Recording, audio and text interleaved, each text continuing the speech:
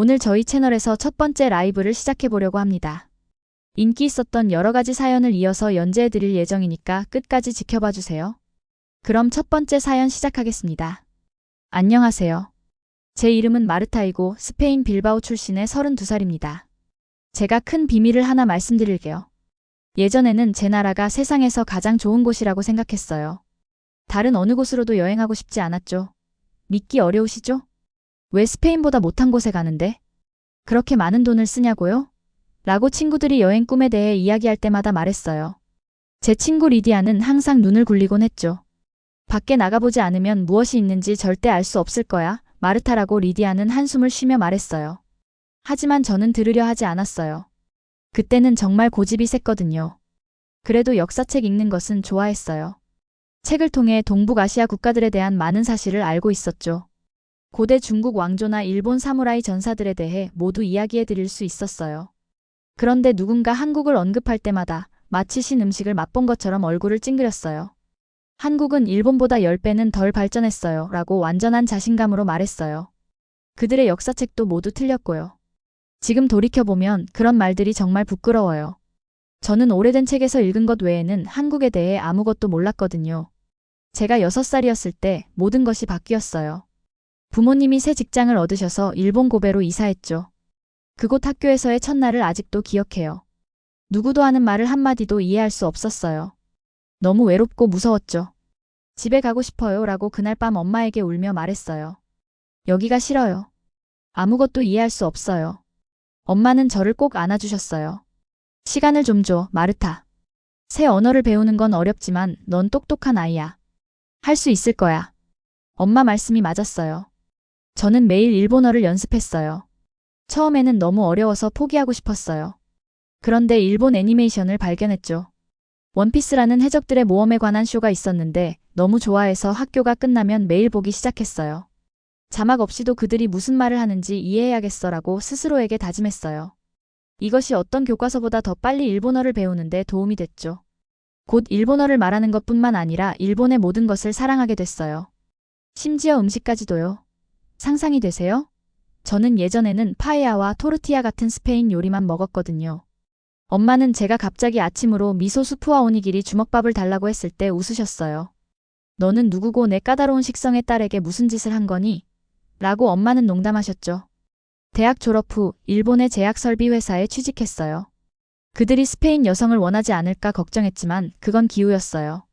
그들은 저를 다른 모든 사람들과 똑같이 대해 주었어요.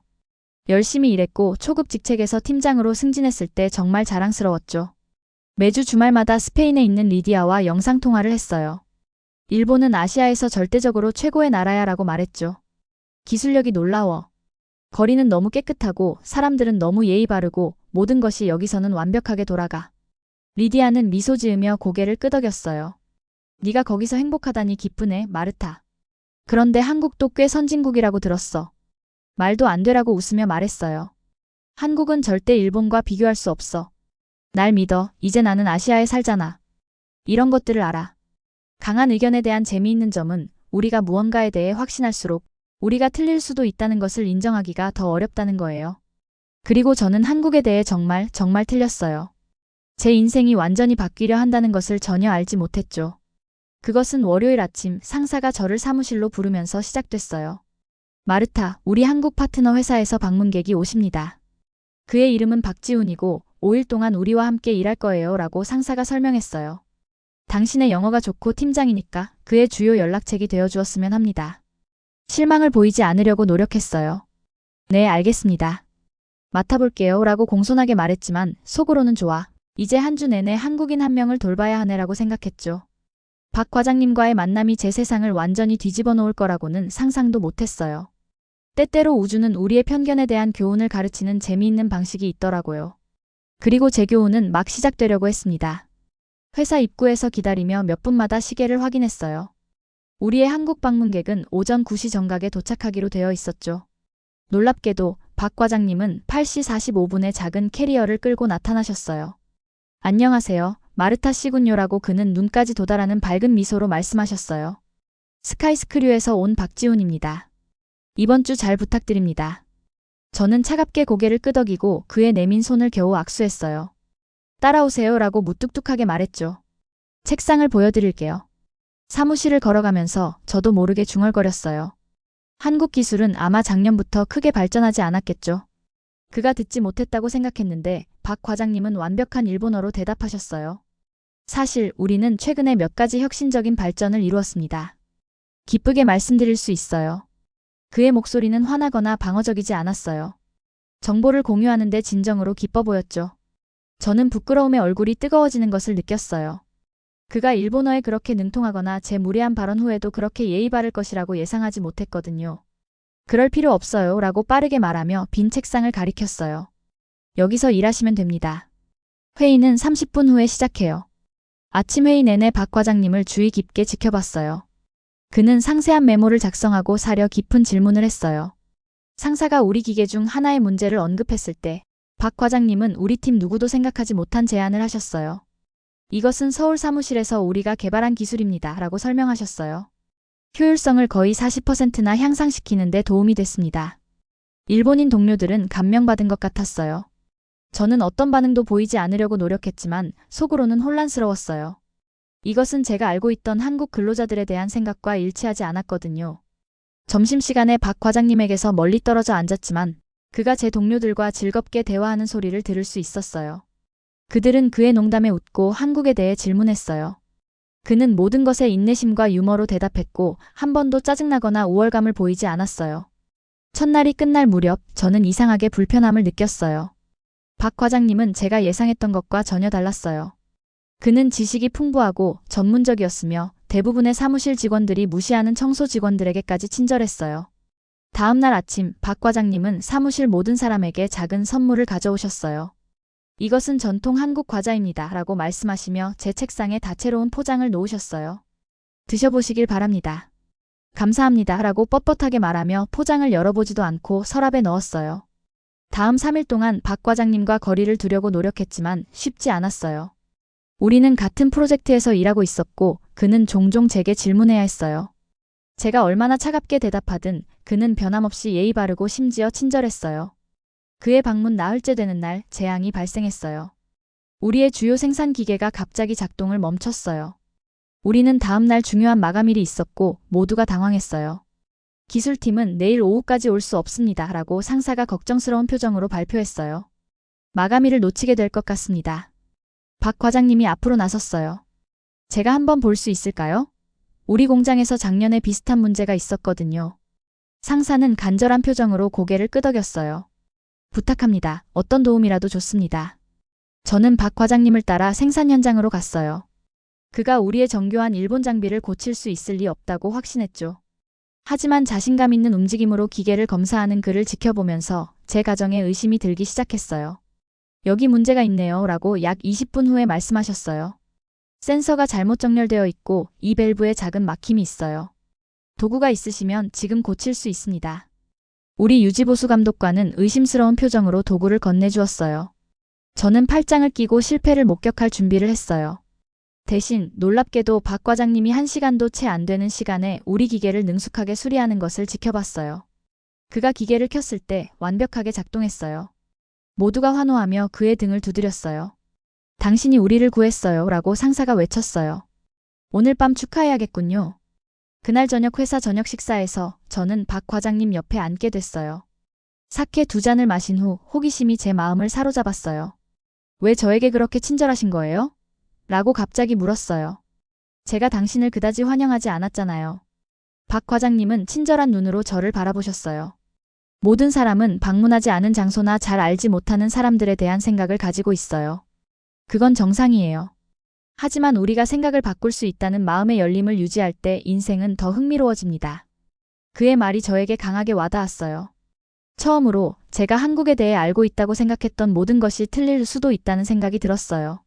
아마도 제가 읽었던 책들은 시대에 뒤처져 있거나 편향되었을지도 모르죠.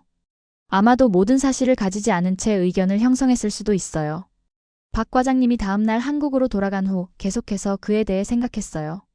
그의 말이 계속해서 반복 재생되는 노래처럼 제 머릿속에 맴돌았어요. 제 확신으로 가득 찬 깔끔한 세계가 흔들렸고 이에 대해 어떻게 느껴야 할지 몰랐어요. 일주일 후 저는 밤늦게 컴퓨터 화면을 응시하고 있었어요. 깊이 생각하지 않고 여행 웹사이트를 클릭하고 한국행 비행기 티켓을 예약했어요. 내가 미쳤나? 라고 텅 빈 아파트에 속삭였어요. 제 심장은 두려움과 흥분이 섞인 감정으로 빠르게 뛰었어요. 이전에 이렇게 충동적이었던 적이 없었거든요. 전화를 들어 박 과장님에게 메시지를 보냈어요. 다음 주에 한국에 갑니다. 직접 당신의 나라를 보고 싶어요. 그의 답장은 거의 즉시 왔어요. 정말 좋은 소식이네요. 모시고 다니게 되어 기대됩니다. 깊게 숨을 들이마셨어요. 제 인생에 큰 변화가 곧 일어날 것 같았어요. 그것을 느낄 수 있었죠. 비행기에서 내리면서 제 심장이 쿵쾅거렸어요. 제가 여기서 뭘 하고 있는 걸까요? 정말로 제 믿음에 의문을 품게 한 한 사람 때문에 다른 나라로 날아온 건가요? 작은 캐리어를 꽉 붙잡고 깊게 숨을 들이마셨어요. 가장 먼저 놀란 것은 모든 것이 얼마나 현대적으로 보이는지였어요. 공항은 거대하고 반짝이는 바닥이 위에 밝은 조명을 반사할 정도로 깨끗했어요. 로봇들이 돌아다니며 승객들이 길을 찾도록 도와주고 있었죠. 여러 언어로 된 전자 표지판이 제가 보는 곳마다 번쩍이고 있었어요. 이곳은 전혀 덜 발전된 나라처럼 보이지 않네요. 라고 저는 스스로에게 속삭였어요. 제 확신의 벽에 첫 번째 균열을 느꼈죠. 호텔로 가는 버스를 어떻게 타야 할지 몰라 헤매고 있을 때 한국인 여성이 친절한 미소로 다가왔어요. 도움이 필요하세요? 라고 그녀는 완벽한 영어로 물었어요. 조금 길을 잃은 것 같네요. 감사하게 고개를 끄덕였어요. 네, 이 호텔로 가는 길을 찾고 있어요. 핸드폰으로 주소를 보여드렸어요. 그녀는 어떤 버스를 타야 하는지 설명해 주었을 뿐만 아니라 저를 정확한 버스 정류장까지 데려다주고 어느 정류장에서 내려야 하는지도 확인해 주었어요. 완전한 낯선 사람에게 보여준 그녀의 친절함에 놀라며 감사 인사를 드렸어요. 버스를 타고 가는 동안 마치 어린아이처럼 창문에 얼굴을 바짝 대고 바라봤어요. 도시는 제가 상상했던 것과 너무 달랐어요. 반짝이는 유리 건물들이 하늘을 향해 높이 솟아있었죠. 거리는 깨끗하고 질서정연했어요. 디지털 전광판에는 다채로운 광고들이 표시되어 있었고 사람들은 보도를 따라 빠르게 걸었는데 많은 이들이 제 것보다 더 진보된 것처럼 보이는 스마트폰으로 통화하고 있었어요. 내가 알고 있다고 생각했던 한국은 존재하지 않네요. 라고 놀라움에 깨달았어요. 호텔에 체크인한 후 박 과장님께 안전하게 도착했다고 메시지를 보냈어요. 그는 업무가 끝난 후 저를 만나자고 제안하셨죠. 호텔 로비에서 기다리는 동안 갑자기 긴장되었어요. 그에게 뭐라고 말해야 할까요? 그의 나라에 대한 제 생각이 틀렸는지 확인하기 위해 이 모든 길을 날아왔다는 것을 어떻게 설명할 수 있을까요? 박 과장님이 문을 통해 들어오셨을 때 그는 어떻게든 달라 보였어요. 일본에서는 매일 격식 있는 정장을 입으셨는데 여기서는 그를 더 젊고 편안해 보이게 하는 세련된 캐주얼 옷을 입고 계셨어요. 그의 미소는 제가 기억하는 것처럼 따뜻했어요. 마르타, 정말 오셨군요. 라고 그는 저를 만나 진심으로 기뻐하는 듯 말씀하셨어요. 비행은 어땠나요? 괜찮았어요. 라고 갑작스러운 여행에 대해 여전히 어색함을 느끼며 말했어요. 당신의 공항이 매우 인상적이네요. 박 과장님은 웃으셨어요. 그것이 놀라운가요? 자, 저녁 식사를 하러 가요. 여행 후에 배고프실 거예요. 그는 저를 바닥에 쿠션을 깔고 앉는 식당으로 데려갔어요. 테이블에는 제가 셀 수 있는 것보다 더 많은 작은 접시들이 있었고 각각에는 다채롭고 흥미로운 무언가가 담겨 있었어요. 이것은 한식이라고 불러요. 전통 한국 음식이죠라고 박 과장님이 설명하셨어요. 모든 것을 조금씩 함께 맛보는 거예요. 자, 보여드릴게요. 그는 구운 고기 한 조각을 상추 잎에 쌀과 다양한 소스와 함께 싸는 방법을 보여주셨어요. 제가 그것을 시도했을 때 입안에서 맛이 폭발했어요. 한 번에 맵고 달고 짭짤했어요. 스페인에서 한 번 시도했던 밍밍하고 단순한 한국 음식과는 전혀 달랐어요. 이거 정말 맛있어요. 라고 외치며 또 다른 상추 잎을 집었어요.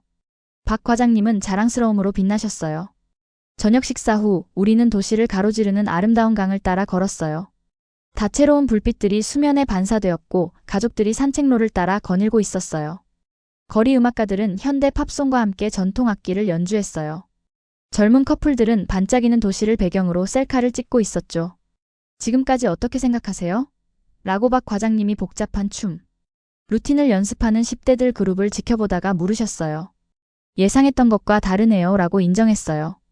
모든 것이 너무 선진적으로 보여요. 그는 고개를 끄덕이셨어요. 한국은 지난 몇십 년 동안 많이 변했어요. 우리는 매우 빠르게 발전했죠. 하지만 제 책과 뉴스에서는 부끄러워서 말을 흐렸어요. 정보는 시대에 뒤떨어질 수 있어요. 라고 그는 친절하게 말씀하셨어요. 그리고 때로는 정치적인 이유로 국가들이 특정한 방식으로 표현되기도 해요.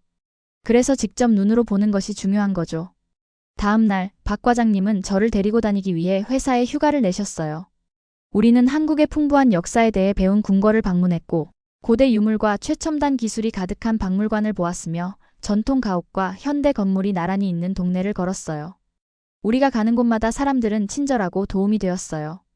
많은 이들이 영어를 구사했거나 언어 장벽에도 불구하고 최선을 다해 저와 소통하려고 했어요. 저는 놀라운 세부 사항들을 알아차렸어요. 환상적인 파우더룸이 있는 깨끗한 공중 화장실, 정확히 제 시간에 도착하는 효율적인 대중교통, 그리고 사람들이 밀거나 밀치지 않고 자동으로 질서 있는 줄을 서는 방식 같은 것들이요. 가장 놀라운 점이 뭔지 아세요? 라고 아늑한 찻집에서 달콤한 떡을 즐기며 박 과장님께 말했어요. 일본에서도 모든 것이 완벽하게 돌아가지만 사람들은 종종 스트레스를 받는 것처럼 보여요. 여기서는 모든 것이 똑같이 잘 작동하는데 사람들이 어떻게든 더 행복해 보여요. 박 과장님은 이를 생각해 보셨어요. 우리는 열심히 일하지만 삶을 즐기는 것도 중요하게 생각해요. 아마 그것이 차이점일 거예요. 하루가 끝날 무렵 저는 새로운 정보와 경험들로 압도당했어요. 제 뇌는 오랫동안 믿어왔던 것과 지금 보고 있는 모든 것을 조화시키려고 노력하고 있었죠. 내일은 제 친구들을 만나보시게 할게요. 라고 박 과장님이 저를 호텔로 데려다 주시며 말씀하셨어요. 그들은 스페인에서 온 사람을 만나게 되어 흥분해 있어요. 고개를 끄덕이며 갑자기 중요한 것을 깨달았어요. 한국을 일본과 비교하는데 너무 집중한 나머지 스페인에 대해 말씀드리는 것을 잊었네요. 박 과장님은 따뜻하게 미소 지으셨어요. 당신의 고향에 대해 듣고 싶어요. 아마도 스페인어 단어 몇 개를 가르쳐 주실 수 있을까요? 그날 밤 편안한 호텔 침대에 누워 잠을 청하면서 일주일 전만 해도 한국에서 시간을 즐기고 있을 거라고 누군가 말했다면 웃었을 거라고 생각했어요. 이제 내일이 무엇을 가져올지 기다릴 수 없었어요. 제 상상 속의 한국은 제가 발견하고 있는 실제 한국으로 대체되면서 새로운 경험과 함께 사라지고 있었어요. 그리고 인정해야 했어요. 실제 버전이 훨씬 더 좋았죠. 다음 날 아침 박 과장님은 아늑한 카페에서 저를 그의 친구들에게 소개해 주셨어요. 벽은 지역 예술가들의 작품으로 장식되어 있었고 부드러운 음악이 배경에서 흘러나왔어요. 5명의 친근한 얼굴들이 따뜻한 미소로 저를 맞이했죠. 여러분, 이분은 스페인에서 오신 마르타입니다. 라고 박 과장님이 마치 귀한 보물을 보여주듯 자랑스럽게 말씀하셨어요. 한국에 오신 것을 환영합니다. 라고 그들 모두가 거의 동시에 말했어요. 민지라는 이름의 한 여성은 완벽한 스페인어를 구사했는데 이것은 저를 놀라게 했어요. 어디서 스페인어를 배우셨어요? 라고 고향에서 멀리 떨어진 곳에서 모국어를 듣게 되어 기뻐하며 물었어요. 바르셀로나에서 3년 동안 공부했어요. 라고 그녀는 설명했어요. 당신의 문화와 언어에 반해버렸죠. 민지의 남자친구 성호는 지역 고등학교에서 역사를 가르치는 선생님이었어요. 제가 책에서 읽은 한국 역사에 대해 언급했을 때 그의 눈썹이 놀라움에 솟아올랐어요. 독도는 일본 영토죠. 맞죠? 그렇게 배웠어요. 라고 자신 있게 말했어요. 테이블이 갑자기 조용해졌어요. 뭔가 잘못 말한 것 같다는 생각이 들었죠. 성호 선생님은 화난 것이 아니라 설명하고 싶어하는 열정으로 앞으로 몸을 기울이셨어요. 사실 거기에는 긴 역사가 있어요. 한국은 독도에 대한 주권을 증명하는 많은 역사적 문서들을 가지고 있습니다. 그는 휴대폰을 꺼내 오래된 지도와 문서 사진들을 보여주셨어요. 이 기록들은 수세기 전으로 거슬러 올라가요. 일본의 주장은 제국주의 확장 시기인 1900년대 초에 시작되었을 뿐이죠. 부끄러움에 얼굴이 뜨거워지는 것을 느꼈어요. 하지만 제가 읽은 모든 책에서는 민지가 부드럽게 제 팔을 만졌어요. 아시아 밖의 많은 책들은 이야기의 한쪽만 제시해요. 역사적 분쟁은 복잡하죠. 정말 바보같이 느껴져요. 라고 인정하며 커피를 내려다 봤어요. 잘못된 정보를 바탕으로 당신의 나라를 판단하고 있었네요. 그렇게 느끼지 마세요. 라고 박 과장님이 친절하게 말씀하셨어요. 당신이 어떤 장소에서 멀리 떨어져 있을 때는 들은 것을 쉽게 믿게 되죠. 중요한 것은 당신이 직접 보러 오셨다는 거예요. 그의 친구들도 고개를 끄덕였고 아무도 저에게 화를 내는 것 같지 않았어요. 커피를 마신 후 우리는 그룹으로 하루를 보냈어요. 그들은 저를 관광객들이 보통 방문하지 않는 곳으로 데려갔어요. 너무 마르셨네라며 김치를 더 주신 할머니가 계시는 전통시장이나 아이들이 용과 나비 모양의 연을 날리는 아름다운 공원 같은 곳들이요. 성호 선생님은 마치 걸어다니는 역사책 같았어요. 한국의 왕과 왕비에 대한 매혹적인 이야기들을 들려주셨죠. 엔지니어로 일하는 또 다른 친구 지원은 한국이 어떻게 세계에서 가장 가난한 나라 중 하나에서 단 몇십 년 만에 가장 기술적으로 발전된 나라 중 하나로 변모했는지 설명해 주었어요. 제 할머니는 전기 없이 잘하셨어요 라고 지원이 말했어요.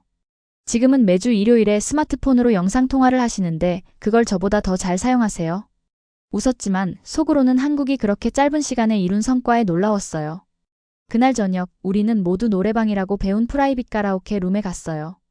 처음에는 긴장했지만 민지와 함께 스페인 팝송을 부른 후에는 마음이 편해졌고 몇 년 만에 처음으로 이렇게 즐거운 시간을 보냈어요. 한국 사람들은 정말 삶을 즐길 줄 아네요 라고 노래로 목이 쉰 채로 나오면서 말했어요. 열심히 일하고 열심히 놀자라고 성호 선생님이 웃으며 말씀하셨어요. 그게 우리의 모토죠. 다음 날은 한국에서의 예정된 마지막 날이었어요. 박 과장님은 저를 현대 건물들 사이에 자리 잡은 아름다운 사원으로 데려갔어요. 고대 목조 구조물과 주변의 유리 마천루 사이의 대비가 인상적이었어요. 이것이 제가 한국에서 사랑하는 점입니다. 라고 박 과장님이 평화로운 경례를 걸으며 설명하셨어요. 우리는 과거를 존중하면서도 미래를 받아들이죠. 한 노승이 우리가 지나갈 때 미소 지으셨어요. 그는 박 과장님께 한국어로 말씀하셨고 박 과장님은 저를 위해 번역해 주셨어요. 그분은 외국인들이 한국 문화를 배우러 오는 것을 기쁘게 생각하신대요. 문화 간의 이해가 평화를 가져온다고 믿으신답니다. 그 말씀이 저에게 깊이 울렸어요. 한국에 대한 제 편견이 오해에 기반한 것이 아니었나요? 만약 몇 년 전에 열린 마음으로 이곳에 왔더라면 제 생각이 얼마나 달랐을까요? 제 체류를 연장해야겠어요 라고 갑자기 말했어요. 5일은 충분하지 않아요. 보고 배우고 싶은 것이 너무 많아요. 박 과장님의 얼굴이 환하게 빛났어요. 정말요? 더 오래 머물고 싶으세요? 저는 단호하게 고개를 끄덕였어요. 한국에 대해 오랫동안 잘못 알고 있었어요. 이제 당신의 나라를 진정으로 이해해야겠어요. 우리는 사원 정원의 벤치에 앉아 다채로운 꽃들 주위를 춤추는 나비들을 지켜봤어요. 도착한 이후 처음으로 박 과장님을 만나기 전에 한국에 대한 저의 강한 편견에 대해 이야기했어요. 한국이 모든 면에서 일본보다 훨씬 뒤처져 있다고 생각했어요 라고 고백했어요. 당신들의 역사책이 모두 틀렸고 기술은 다른 나라에서 복사한 것이라고 믿었죠. 박 과장님은 화를 내기는커녕 웃으셨어요. 그리고 지금은요? 지금은 제가 아무것도 몰랐다는 것을 깨달았어요 라고 솔직하게 말했어요. 당신의 나라는 제가 전혀 예상하지 못한 방식으로 놀라워요. 기술, 음식, 전통과 혁신 사이의 균형까지요. 하지만 무엇보다도 사람들이요. 박 과장님을 바라보니 그가 미소 지을 때 눈가가 어떻게 주름지는지 그리고 얼마나 인내심 있게 제 무지를 대했는지 알아차렸어요. 가슴속에서 따뜻한 무언가가 날갯짓했어요. 함께 더 많은 한국을 보고 싶으세요? 라고 그가 부드럽게 물으셨어요. 수도 너머에도 정말 많은 것들이 있어요. 정말 좋을 것 같아요 라고 심장이 더 빠르게 뛰는 것을 느끼며 대답했어요. 이제 한국을 정말로 이해하고 싶어요. 제가 알고 있다고 생각했던 모든 것이 틀렸어요. 박 과장님은 따뜻하게 미소 지으시며 제 눈을 바라보셨어요. 직접 보러 오신 것이 기뻐요. 저와 공식적으로 데이트하면서 함께 한국에 대해 더 배우고 싶으세요? 그 질문은 저를 놀라게 했지만 대답은 쉽게 나왔어요. 네라고 고개를 끄덕이며 말했어요. 정말 그러고 싶어요.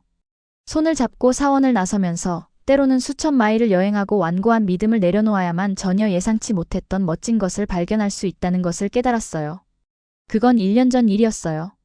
만약 그때 누군가가 제게 일본에 다시 살러 돌아가지 않을 거라고 말했다면 저는 그 사람 얼굴을 보며 웃었을 거예요. 하지만 지금 여기 수원의 우리 아파트 창문에서 석양을 바라보며 불러오는 배에 손을 얹고 있어요. 박 과장님과 함께 한국을 3주 더 마법같이 탐험한 후 일본 복귀 티켓을 취소했어요. 일본에 있는 상사에게 돌아가지 않겠다고 설명하는 전화를 했던 기억이 아직도 생생해요.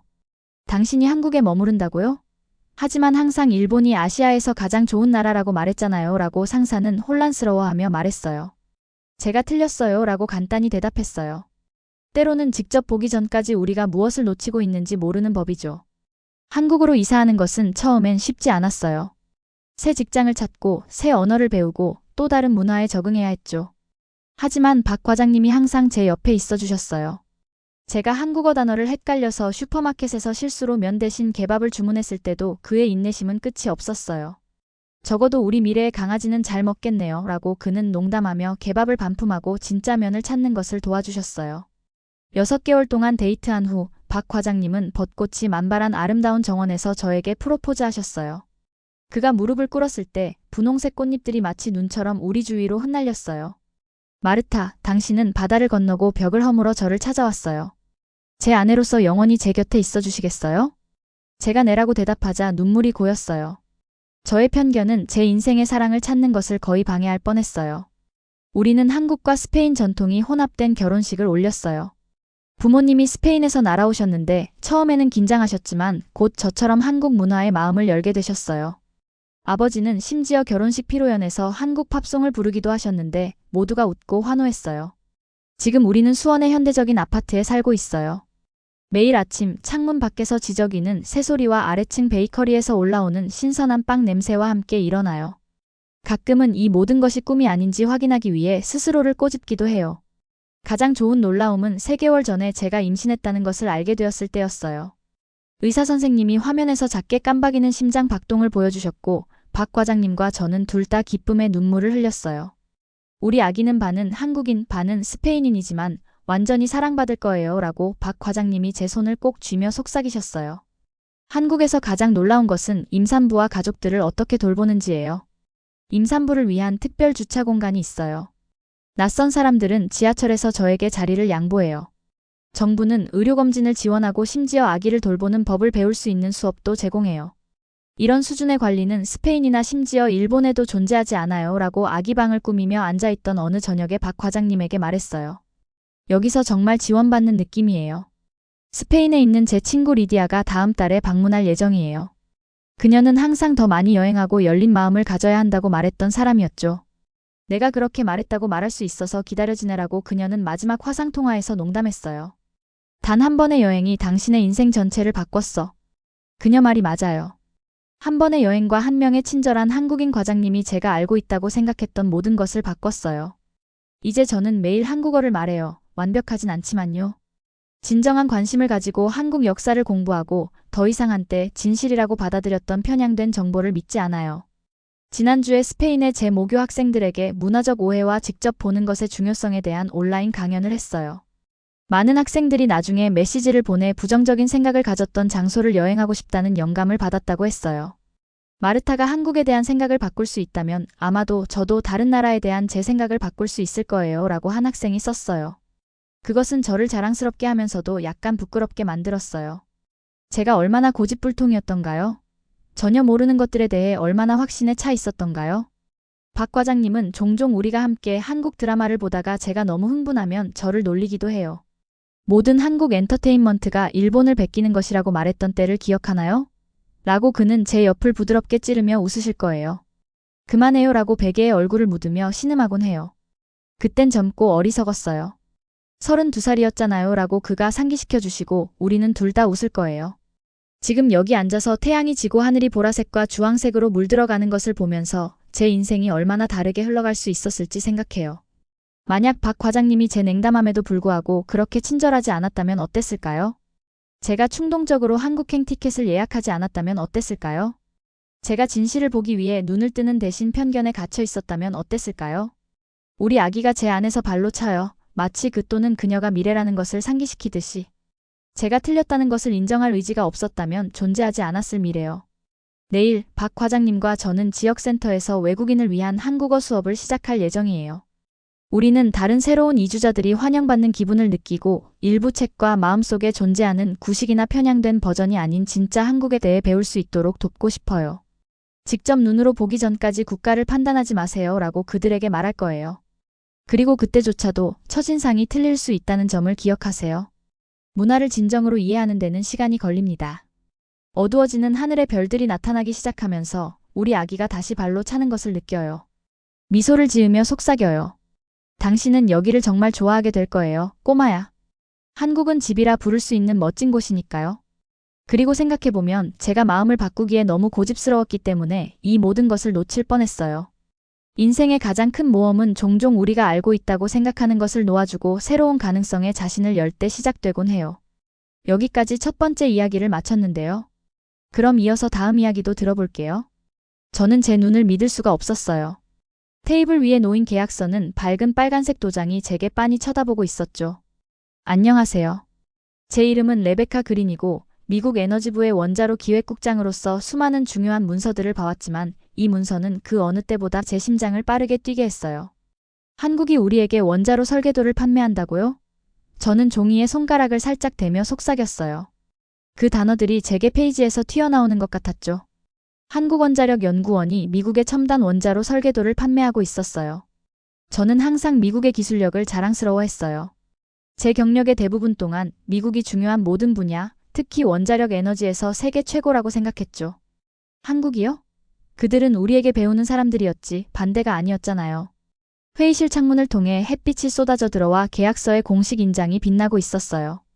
저는 안경을 고쳤으며 뭔가 실수가 있는 게 틀림없다고 생각했죠. 마이클 앤더슨, MIT에서 원자력공학을 가르치는 교수님이 저 옆에 조용히 앉아 계셨어요.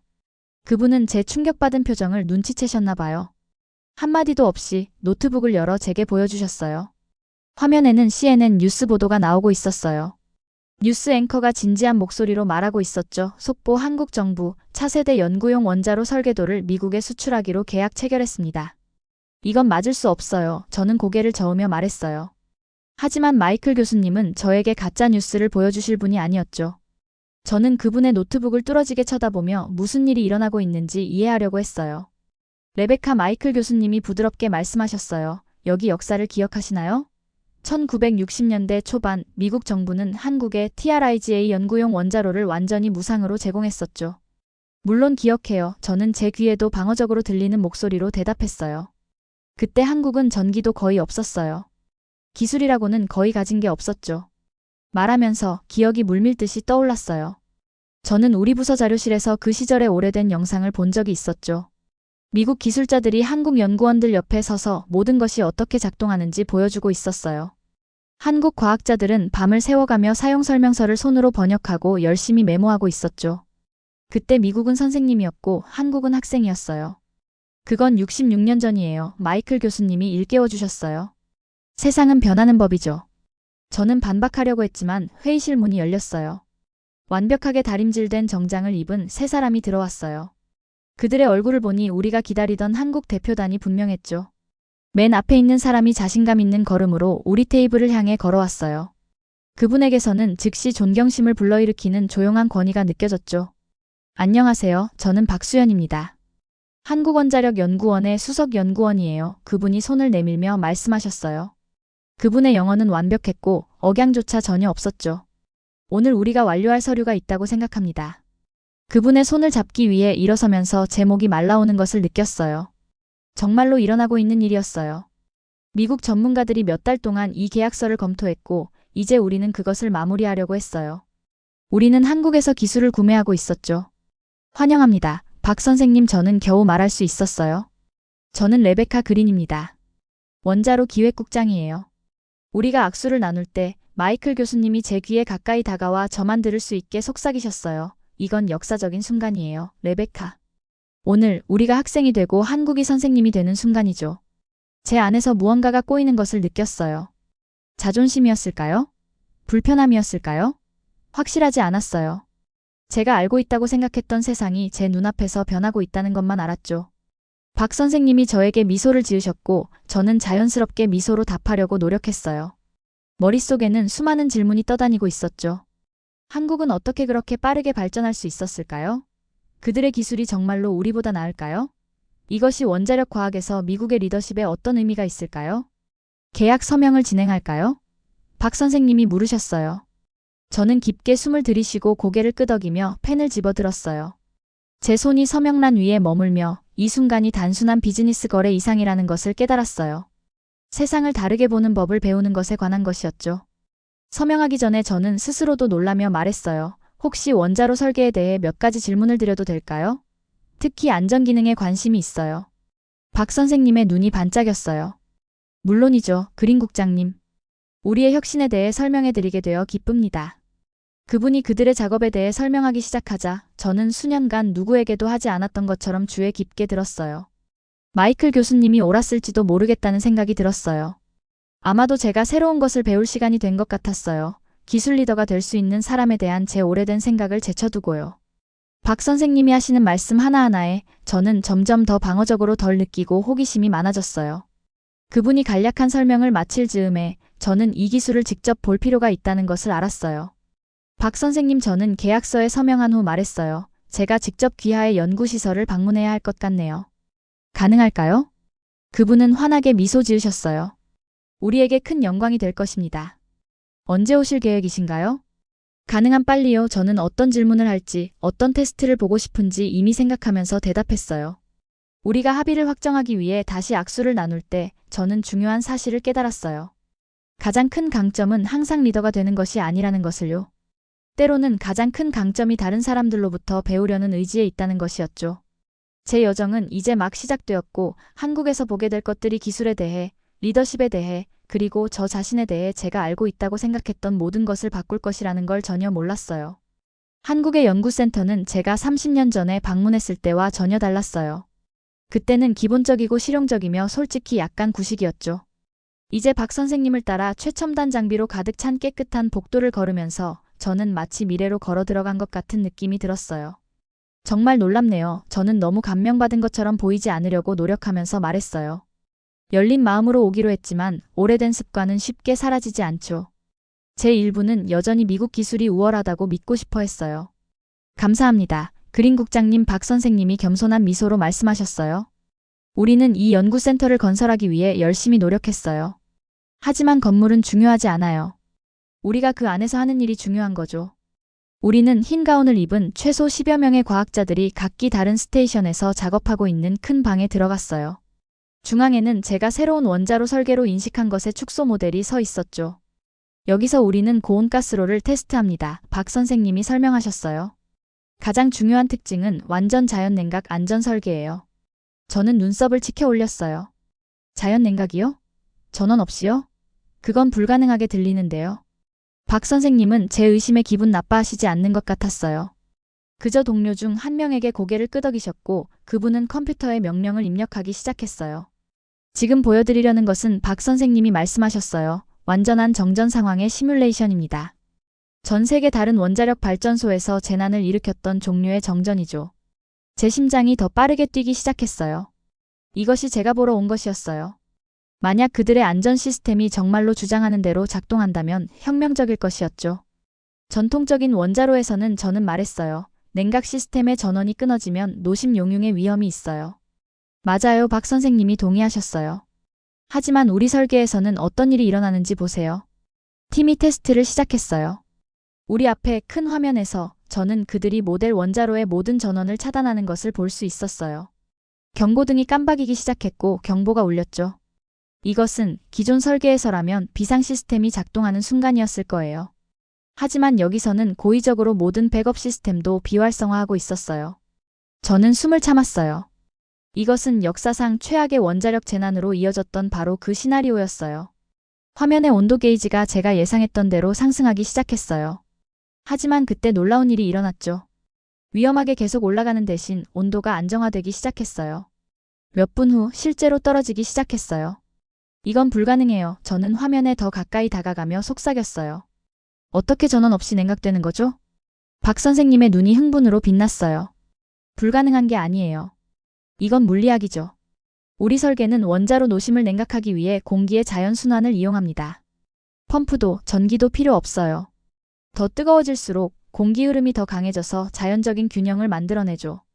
저는 화면의 숫자들을 쳐다보며 데이터를 반복해서 확인했어요. 모든 것이 하나의 놀라운 결론을 가리키고 있었어요. 이 원자로는 최악의 시나리오에서도 오직 물리학 법칙만을 사용하여 노심 용융을 방지할 수 있었어요. 이 설계로는 박 선생님이 조용히 말씀하셨어요. 후쿠시마와 같은 사고는 절대 일어날 수 없어요. 저는 그분을 바라보며 처음으로 제대로 보았어요. 경쟁자나 자랑하려는 사람이 아니라 원자력 에너지의 가장 큰 안전 과제 중 하나를 해결한 뛰어난 과학자로요. 테스트를 다시 볼 수 있을까요? 저는 물었어요. 그리고 이번에는 제가 직접 제어할 수 있을까요? 박 선생님은 주저없이 고개를 끄덕이셨어요. 물론이죠. 다음 3시간 동안 저는 테스트를 반복해서 실행했어요. 변수를 바꾸고 더 악화된 시나리오를 만들어보고 설계의 한계를 시험했죠. 매번 자연냉각 시스템은 완벽하게 작동했어요. 그냥 좋은 게 아니었어요. 미국에서 개발한 어떤 것보다 더 나았어요. 하루가 지나면서 저는 더 많은 질문을 하게 되었어요. 그들에게 도전하기 위해서가 아니라 배우기 위해서였죠. 한국 팀은 모든 것에 솔직하게 대답했고 연구 과정, 그들이 극복한 실패, 그리고 이 설계로 이어진 돌파구에 대한 세부 사항을 공유했어요. 10년 전에 박 선생님이 말씀해 주셨어요. 우리는 테스트 원자로 중 하나에서 작은 사고가 있었어요. 다친 사람은 없었지만 열 전달에 대한 중요한 교훈을 가르쳐 주었죠. 그 실패가 이 성공의 기초가 되었어요. 저는 고개를 끄덕였어요. 완전히 이해하며. 때로는 실수가 성공보다 더 많은 것을 가르쳐 주죠. 오후 늦게 저는 충분히 보았어요. 증거는 분명하고 부인할 수 없었어요. 이 한국 기술은 그저 좋은 게 아니었어요. 혁명적이었죠. 박 선생님, 저는 이제 진정한 존경심이 가득한 목소리로 말했어요. 저는 이것을 워싱턴에 즉시 보고해야 할 것 같아요. 귀하의 팀이 여기서 이룬 성과는 전 세계 원자력 에너지의 미래를 바꿀 수 있을 것 같습니다. 그분은 미소 지으셨어요. 자랑스러움이 아니라 중요한 문제를 해결하기 위해 열심히 노력한 사람의 조용한 만족감이었죠. 우리는 미국 과학자들과 협력할 준비가 되어 있습니다. 그분이 말씀하셨어요. 아직 해야 할 일이 많아요. 주 입구로 돌아가면서 저는 그날 아침에 도착했을 때 기대하지 않았던 무언가를 느꼈어요. 흥분이었죠. 기술에 대해서뿐만 아니라 그것이 의미하는 바에 대해서도요. 이것은 한국이 미국을 이기거나 미국이 한국에서 배우는 것에 관한 것이 아니었어요. 이것은 인간의 창의성이 지구상의 모든 사람에게 영향을 미치는 문제를 해결하는 것에 관한 것이었죠. 박 선생님, 저는 로비에 도착하면서 말했어요. 오늘 이곳에 왔을 때 저는 귀하의 작업을 검사하러 온다고 생각했어요. 주장하신 만큼 좋은지 확인하러요. 그분은 고개를 끄덕이시며 제가 계속하기를 기다리셨어요. 하지만 그런 일은 일어나지 않았어요. 저는 인정했어요. 저는 판단하러 왔지만 대신 배웠어요. 귀하의 팀은 정말로 놀라운 것을 만들어냈고 저와 그것을 공유해 주셔서 감사합니다. 박 선생님이 손을 내미셨고 우리가 악수를 나눌 때 그분은 제가 절대 잊지 못할 말씀을 하셨어요. 과학은 국경을 모릅니다. 그린 국장님. 오늘 당신은 우리에게서 배웠어요. 내일은 우리가 당신에게서 배울지도 모르죠. 진보란 그렇게 이루어지는 거예요. 저는 그날 저녁 연구센터를 떠나며 머릿속이 빠르게 생각하고 가슴이 가득 찼어요. 한국 기술에 대해 제가 알고 있다고 생각했던 모든 것이 틀렸더군요. 그리고 저는 제가 본 것을 세상에 알리고 싶어 참을 수 없었어요. 미국으로 돌아오는 비행기는 생각할 시간을 충분히 주었어요. 제 마음은 한국 연구센터에서 보았던 모든 것을 계속 떠올리고 있었죠. 전원 없이도 작동하는 자연 냉각 시스템. 안전에 대한 세심한 주의. 한국 과학자들이 그들의 지식을 너무나 열린 마음으로 공유하는 방식. 제가 예상했던 것과는 모든 것이 너무 달랐어요. 비행기가 착륙했을 때 제 전화기는 즉시 메시지로 진동했어요. 한국과의 계약에 관한 뉴스가 어디에나 있었죠. 화면을 켜보니 제 얼굴이 보였어요. 자막에는 미국 에너지관리 한국 원자로 계약 후 귀국이라고 적혀 있었죠. 오, 이런. 저는 신음했어요. 미디어 폭풍을 마주하기 전에 제 생각을 정리할 수 있는 조용한 귀국을 바랐거든요. 마이클 앤더슨 교수님이 공항에서 저를 기다리고 계셨어요. 긴 여정 후에 그분의 친절한 얼굴은 반가운 광경이었죠. 돌아오신 것을 환영합니다. 레베카, 그분이 아는 듯한 미소로 말씀하셨어요. 자리를 비운 사이에 꽤 유명해지셨네요. 저는 눈을 굴렸어요. 제 의지와는 상관없이요.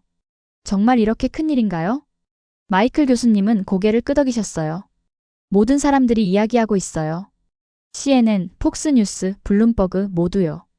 그들은 이것을 원자력 기술 역전 드라마라고 부르고 있어요. 그건 좀 과장된 표현이네요. 저는 말했지만 마음 깊은 곳에서는 그것이 사실임을 알고 있었어요. 이것은 단순한 비즈니스 거래가 아니었어요. 미국이 스스로를 어떻게 보는지, 그리고 세계가 미국을 어떻게 보는지에 대한 변화였죠. 에너지부 장관님이 내일 첫 일정으로 당신을 만나고 싶어 하세요. 마이클 교수님이 그의 차로 걸어가면서 말씀하셨어요.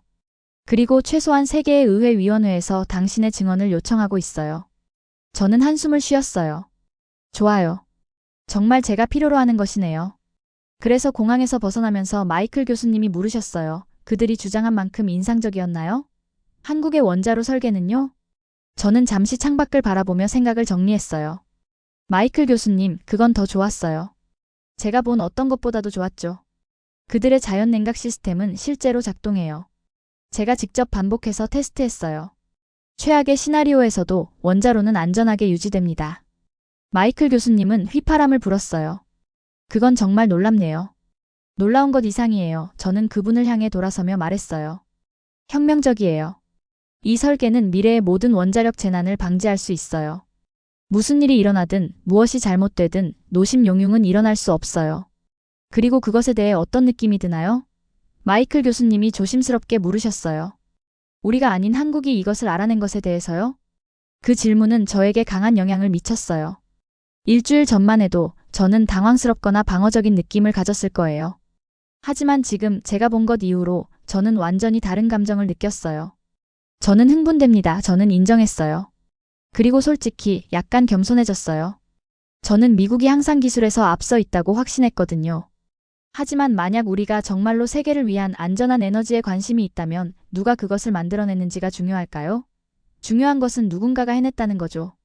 마이클 교수님은 미소를 지으셨어요. 그건 제가 20년 동안 알아온 레베카 그린과는 큰 변화네요. 알아요. 저는 약간 웃으며 말했어요. 저 스스로도 놀랐어요. 다음 날은 정신없이 바빴어요. 먼저 에너지부 장관님과의 회의가 있었는데 그분은 제가 본 모든 세부 사항을 알고 싶어 하셨죠. 그런 다음 기자들이 모든 각도에서 질문을 쏟아부은 기자회견이 이어졌어요. 이것이 미국이 기술에서 뒤처지고 있다는 것을 의미하나요? 한 기자가 공격적으로 물었어요. 저는 대답하기 전에 깊은 숨을 들이쉬었어요. 일주일 전이었다면 저는 아마도 방어적인 대답을 했을 거예요. 미국이 여전히 앞서고 있는 모든 영역에 대해 이야기하면서요. 하지만 지금 저는 다른 말을 했어요. 이것은 누가 앞서고 누가 뒤처지는지에 관한 것이 아닙니다. 저는 대답했어요. 이것은 함께 글로벌 문제를 해결하는 것에 관한 거예요. 한국 팀은 놀라운 것을 만들어냈고 이제 우리는 그들과 함께 일하고 그것을 발전시킬 기회를 갖게 되었어요. 그렇게 진보가 이루어지는 거죠. 기자는 제 대답에 놀란 표정이었어요. 그는 분명히 제가 방어적인 태도를 취할 것이라고 예상했던 것 같았어요.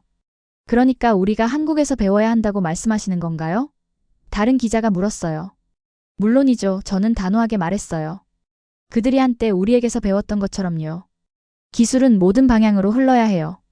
오늘 우리는 한국에서 배우고 내일 우리는 세계에 새로운 것을 가르칠 수 있을 거예요. 중요한 것은 우리가 함께 문제를 계속 해결해 나가는 거죠. 모든 사람들이 제 대답을 좋아하는 것은 아니었어요. 일부 보수적인 뉴스 채널은 저를 미국의 리더십을 포기한다고 비판했어요. 일부 정치인들은 제가 너무 유약하고 다른 나라가 우리를 앞질렀다는 것을 인정하는데 너무 기꺼워한다고 말했죠. 하지만 많은 다른 사람들, 특히 과학자들과 젊은 사람들은 제 솔직함을 높이 평가하는 것 같았어요. 제 메일함은 한국 동료들과 함께 일할 가능성에 대해 흥분한 원자력 엔지니어들의 메시지로 가득 찼어요. 가장 큰 놀라움은 대통령실에서 전화가 왔을 때였어요. 그들은 제가 한국에서 본 것과 그것이 미국의 에너지 미래에 어떤 의미가 있을지에 대해 대통령에게 직접 브리핑하기를 원했어요. 브리핑을 준비하면서 제 노트와 데이터를 모으는 동안 저는 단 일주일 만에 얼마나 많은 것이 변했는지 생각했어요. 세계가 한국의 기술을 어떻게 보는지 뿐만 아니라 제가 스스로와 제 역할을 어떻게 보는지도요. 깊은 생각에 잠겨 보이시네요. 마이클 교수님이 그날 저녁 늦게 제 사무실에서 저를 발견하며 말씀하셨어요. 맞아요. 저는 인정했어요. 계속해서 박 선생님이 저에게 했던 말씀이 생각나요. 그분은 과학은 국경을 모른다고 하셨어요. 그리고 그분이 맞아요. 우리가 해결하려고 노력하는 문제들, 안전한 에너지와 기후변화 같은 것들은 지구상의 모든 사람에게 영향을 미치죠. 우리는 함께 그것들을 해결해야 해요. 마이클 교수님은 고개를 끄덕이셨어요. 그럼 내일 대통령님께 뭐라고 말씀하실 건가요? 저는 노트 폴더를 닫고 새로운 결심을 가지고 올려다보았어요. 저는 대통령님께 우리가 한국과의 협력을 확대해야 한다고 말씀드릴 거예요.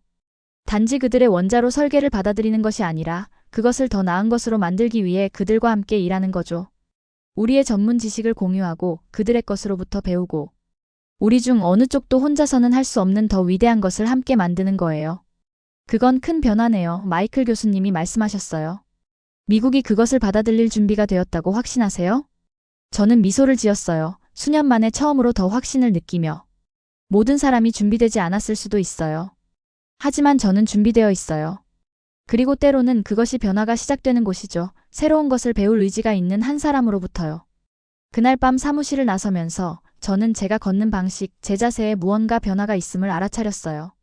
항상 옳아야 하고 항상 최고여야 한다는 부담감이 제 어깨에서 벗겨졌어요. 그 자리에는 더 가볍고 더 희망찬 무언가가 있었어요. 배우고 성장하고 세계와 사람들이 어디에서 왔든 상관없이 만들어낼 수 있는 모든 놀라운 것들에 놀라워할 자유였죠. 미국 원자력 연구소 심포지엄이 단 2주 앞으로 다가왔고 저는 기조연설을 맡게 되었어요. 레베카 그린이 제가 한국에서 배운 것에 대해 세계 최고의 원자력 과학자 수백 명 앞에서 이야기하는 거예요. 그 생각만으로도 제 위가 매듭이 지어지는 것 같았어요. 그들에게 뭐라고 말해야 할까요? 저는 제 사무실에서 준비하면서 마이클 교수님에게 물었어요. 종이가 모든 표면을 덮고 있었고 빈 커피잔들은 우리가 얼마나 오래 일해왔는지를 보여주고 있었죠. 그냥 진실을 말하세요. 마이클 교수님이 간단히 말씀하셨어요. 당신이 본 것과 배운 것을 그들에게 말해주세요. 저는 한숨을 쉬고 빈 컴퓨터 화면을 쳐다보았어요. 그렇게 쉽지는 않아요. 이 사람들 중 일부는 저를 수십 년 동안 알아왔어요. 그들은 제가 미국 기술이 세계 최고라고 어떻게 말해왔는지 알아요. 이제 저는 그들 앞에 서서 제가 틀렸다고 말해야 하는 거예요. 마이클 교수님은 부드럽게 미소 지으셨어요. 그건 용기가 필요해요, 레베카. 하지만 한국에서 돌아온 후 저에게 말했던 것을 생각해보세요. 정말로 중요한 것이 무엇인지 생각해보세요.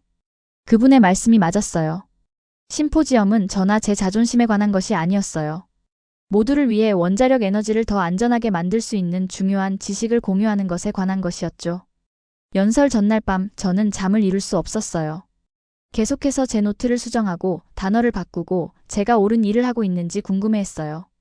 마침내 자정 무렵 저는 모든 것을 제쳐두고 한 가지 간단한 질문을 스스로에게 던졌어요. 제가 배운 가장 중요한 것은 무엇이었을까요? 그 답은 분명하게 떠올랐어요. 그것은 원자로 설계나 냉각 시스템에 관한 것이 아니었어요. 그것은 훨씬 더 기본적인 것에 관한 것이었죠. 그들이 어디에서 왔든 상관없이 다른 사람들로부터 배우려는 의지에 관한 것이었어요. 다음 날 아침 제가 무대에 올라가 관중을 바라보았을 때 제 심장은 너무 크게 뛰어서 모든 사람이 들을 수 있을 것 같았어요. 밝은 조명 때문에 얼굴을 보기 어려웠지만 앞줄에서 저는 마이클 교수님이 격려의 엄지손가락을 치켜 세우는 것을 발견했어요. 그리고 그 옆에는 박 선생님이 앉아 계셨는데 심포지엄을 위해 한국에서 직접 날아오셨어요. 저는 깊은 숨을 들이쉬고 시작했어요. 어제의 학생이 오늘의 선생님이 되는 순간.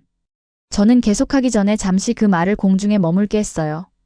66년 전 미국은 한국에 첫 연구용 원자로를 제공했어요.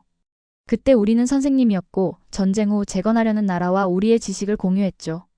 오늘 한국은 우리를 가르치고 있어요. 그들의 새로운 원자로 설계는 단지 인상적인 것이 아닙니다. 혁명적이에요. 저는 제가 실제로 작동하는 것을 본 자연 냉각 시스템의 도표를 보여주는 첫 번째 슬라이드를 클릭했어요. 하지만 이 연설은 사실 원자로에 관한 것이 아닙니다. 저는 계속했어요. 이것은 더 중요한 무언가에 관한 거예요.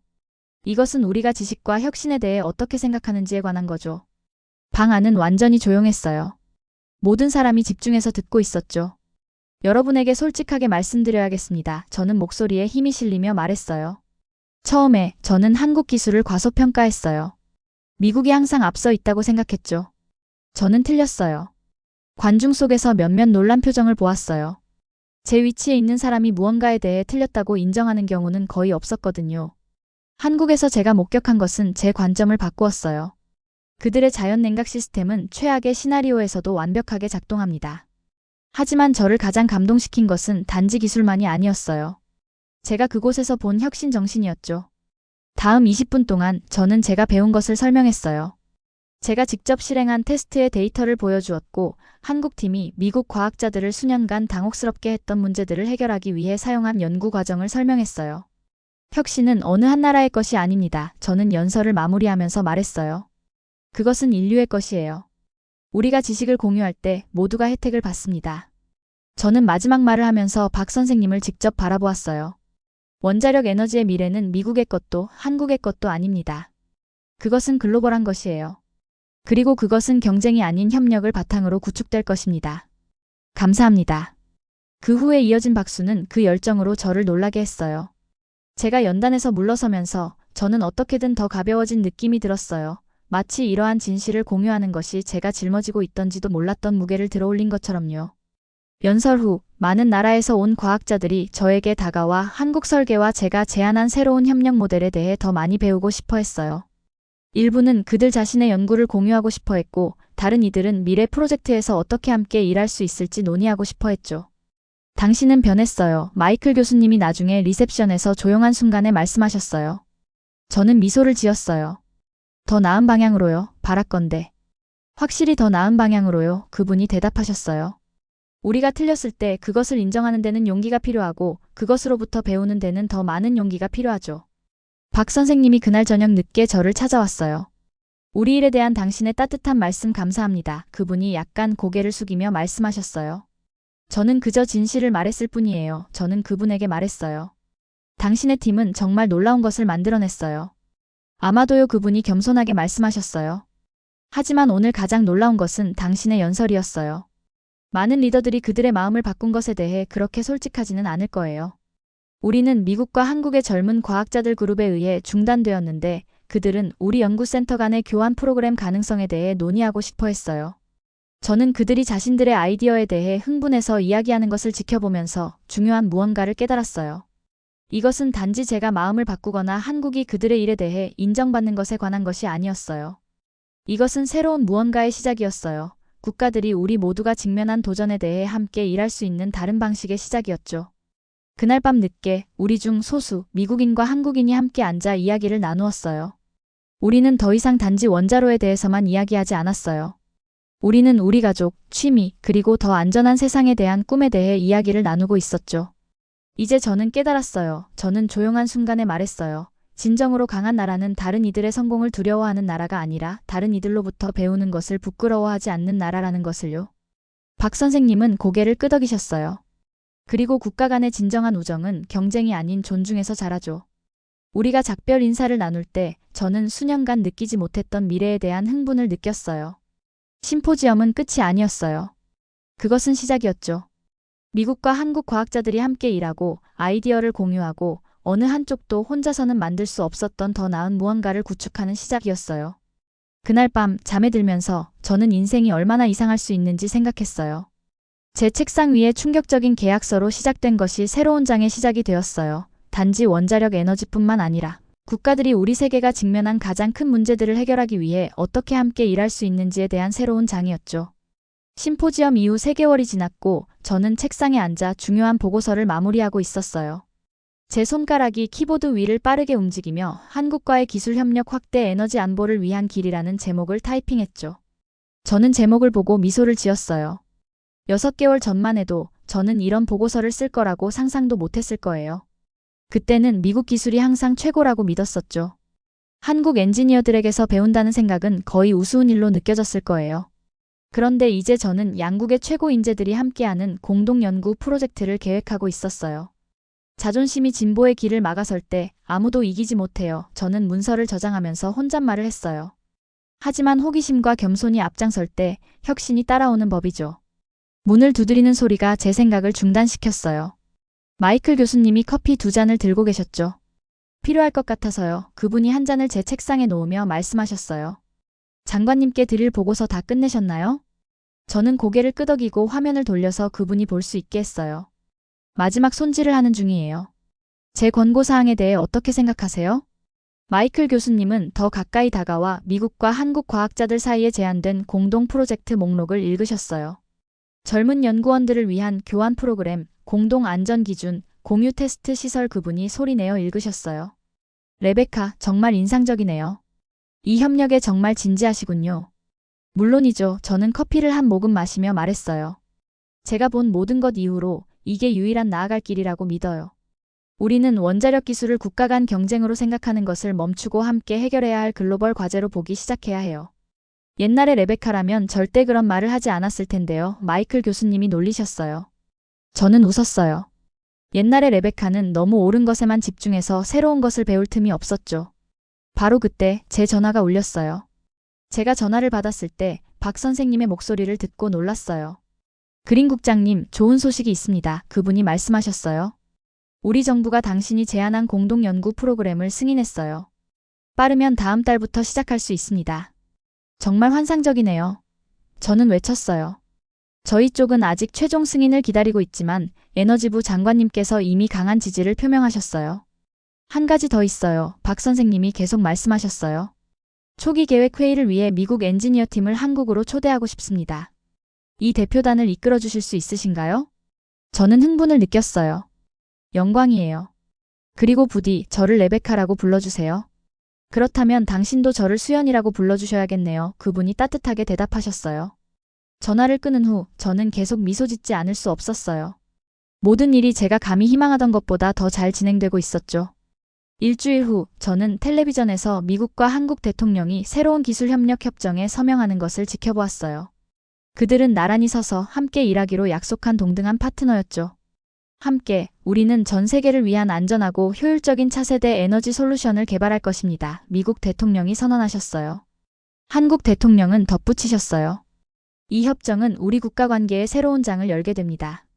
더 이상 안보에서만 동맹이 아니라 이제 혁신의 파트너가 되었습니다. 그들이 악수하는 것을 지켜보면서 저는 깊은 만족감을 느꼈어요. 저는 이것이 일어나는데 작은 역할을 했어요. 제가 의심에서 존중으로 가는 여정은 우리 국가 간의 문을 여는 데 도움이 되었죠. 그날 저녁 저는 수연 선생님에게 전화해 좋은 소식을 나누었어요. 다음 달에 우리의 최고 젊은 엔지니어 3명을 한국으로 보냅니다. 저는 그분에게 말했어요. 그들은 당신 팀에게서 배우게 되어 정말 기대하고 있어요. 우리도 그들을 맞이할 준비를 하고 있습니다. 그분이 대답하셨어요. 게다가 당신이 다시 방문하실 때 보여드리고 싶은 새로운 안전 개선점들이 있어요. 정말 기대돼요. 저는 솔직하게 말했어요. 몇 달 전 제 책상에 그 계약서를 처음 봤을 때 이것이 어디로 이어질지 전혀 상상도 못했어요. 인생은 우리를 예상치 못한 여정으로 인도하죠. 수연 선생님이 말씀하셨어요. 중요한 것은 그 과정에서 우리의 마음을 열어두는 거예요. 통화 후 저는 창가에 서서 일몰을 지켜보았어요. 저를 여기까지 데려온 이상한 길에 대해 생각했어요. 충격적인 계약서, 놀라운 시연, 도전적인 연설, 그리고 이제 모두를 위한 에너지의 미래를 바꿀 수 있는 파트너십이죠. 다음 날 아침 저는 미국과 한국 학생들이 이미 새로운 원자로 설계와 관련된 작은 연구 프로젝트에 함께 일하고 있는 대학을 방문했어요. 방 안의 에너지는 믿을 수 없이 좋았어요. 양국의 젊은 과학자들이 컴퓨터 주변에 모여 있고 화이트보드에 가득한 방정식에 대해 즐겁게 논쟁하며 함께 작은 모델들을 테스트하고 있었죠. 지금까지 프로그램에 대해 어떻게 생각하세요? 저는 한 미국 학생에게 물었어요. 그녀의 눈이 반짝였어요. 정말 놀라워요. 문제 해결에 대한 한국의 접근 방식은 제가 학교에서 배운 것과는 달라요. 그들은 제가 전혀 고려하지 않았던 각도에서 도전을 바라봐요. 여기서 2주 동안 배운 것이 정규 수업 한 학기 동안 배운 것보다 더 많아요. 근처에 있던 한국 학생이 동의하며 고개를 끄덕였어요. 그리고 미국 학생들은 우리가 생각하지 못했을 질문들을 해요. 함께하면 우리는 전체 그림을 더 잘 볼 수 있어요. 저는 그들이 다시 일로 돌아가는 것을 지켜보았어요. 그들의 흥분은 전염성이 있었죠. 이것이 제가 교환 프로그램을 제안했을 때 바로 희망했던 것이었어요. 단지 지식을 공유하는 것뿐만 아니라 함께 새로운 것을 만드는 것이었죠. 사무실로 돌아가는 길에 저는 얼마나 짧은 시간 동안 많은 것이 변했는지 생각했어요. 단지 우리 국가들이 어떻게 함께 일하는지 뿐만 아니라 제가 세상을 어떻게 보는지도요. 저는 모든 답을 가지고 있지 않다고 인정하는 것이 약점이 아니라는 것을 배웠어요. 그것은 성장의 시작이죠. 저는 존중과 열린 마음이 어떤 기술보다 더 강한 다리를 만들 수 있다는 것을 발견했어요. 그리고 가장 중요하게 우리가 자존심을 제쳐두고 진정으로 서로의 말을 들을 때 놀라운 일들이 가능해진다는 사실을 알게 되었어요. 그날 오후 저는 미국과 한국뿐만 아니라 더 깨끗하고 안전한 미래를 만드는 데 관심 있는 모든 국가의 과학자들이 참여하는 안전한 원자력 에너지에 관한 국제회의 계획을 작성하기 시작했어요. 최고의 아이디어는 어디에서든 올 수 있어요. 저는 문서 상단에 썼어요. 우리의 임무는 그것들을 찾고 공유하고 함께 발전시키는 것이죠. 글을 마치면서 저는 더 이상 단지 미국 에너지부의 원자로 기획국장 레베카 그린이 아니라는 것을 깨달았어요. 저는 더 많은 것이 되었어요. 국경을 넘어 뛰어난 마음을 연결하는 다리 건설자, 연결자가 되었죠. 그리고 어떻게든 그것이 제가 해왔던 가장 중요한 일처럼 느껴졌어요. 여기까지 두 번째 사연이었습니다. 이야기를 들으면서 여러분의 생각은 어떤지 궁금하네요. 이번 사연에 대한 여러분의 생각을 댓글로 달아주세요. 오늘의 사연이 감동적이었다면 널리 공유 부탁드립니다. 시청해주셔서 감사합니다.